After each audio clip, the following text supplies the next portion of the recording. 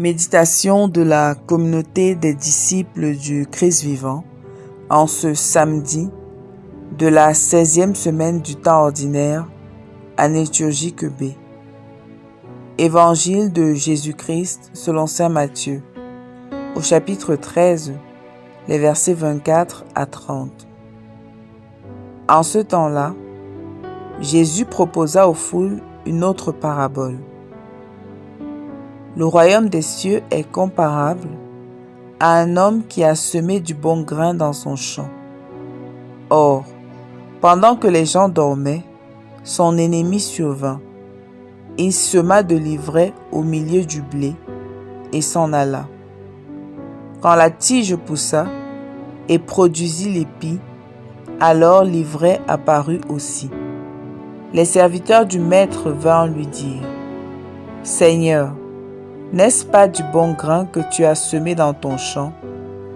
D'où vient donc qu'il y a de l'ivraie ? » Il leur dit : « C'est un ennemi qui a fait cela. » Les serviteurs lui disent : « Veux-tu donc que nous allions l'enlever ? » Il répond : « Non.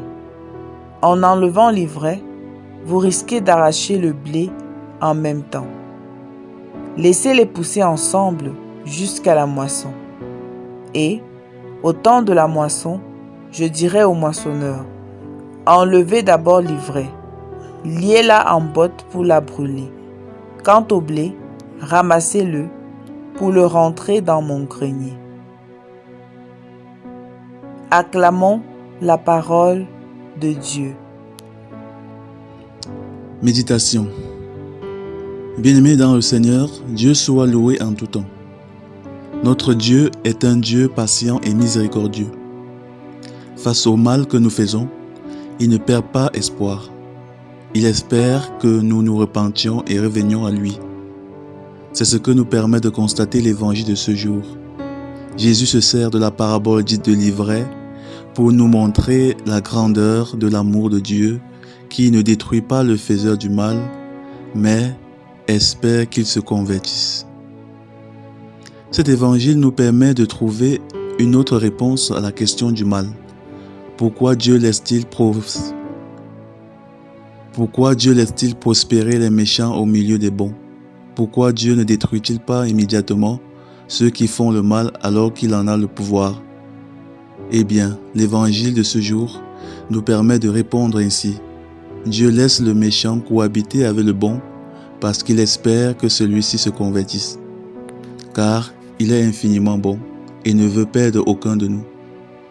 Puisque Dieu est ainsi patient envers les pécheurs, nous devons l'être autant. Nous ne devons pas nous précipiter d'exclure les autres parce qu'ils agissent mal. Nous devons redoubler de patience envers eux en priant pour eux et en espérant qu'ils se convertissent. Dieu nous enseigne donc aujourd'hui, à travers cette parabole, la patience envers ceux qui nous font du mal.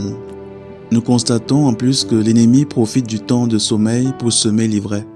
Les disciples du Christ doivent rester vigilants. Ils doivent veiller car ils ne savent ni l'heure ni le jour où l'ennemi viendra corrompre leur champ, leur cœur avec la mauvaise graine, avec le mal. Alors, est-ce que nous sommes souvent patients envers ceux qui nous font du tort? Ne sommes-nous pas souvent prompts à les exclure? Demandons au Seigneur de nous accorder un cœur aussi miséricordieux que le sien, un cœur capable de laisser l'ivraie grandir auprès de la bonne graine. Un cœur capable d'aimer l'ennemi et de prier pour ceux qui nous persécutent. Prions. Père éternel, donne-nous d'être patients envers ceux qui nous font du tort, comme toi tu es patient envers nous, pauvres pécheurs. Par Jésus le Christ notre Seigneur. Amen. Intercession. Donne Seigneur Jésus à tous les chrétiens l'esprit de repentance, afin qu'ils ne laissent pas le mal grandir en eux et luttent pour faire le bien sans relâche. Vierge Marie, intercède pour nous. Exercice spirituel. Quel est le mal, la mauvaise attitude que nous laissons consciemment grandir en nous? Demandons au Seigneur la grâce de nous convertir sans plus attendre. Loué soit Jésus-Christ, à jamais.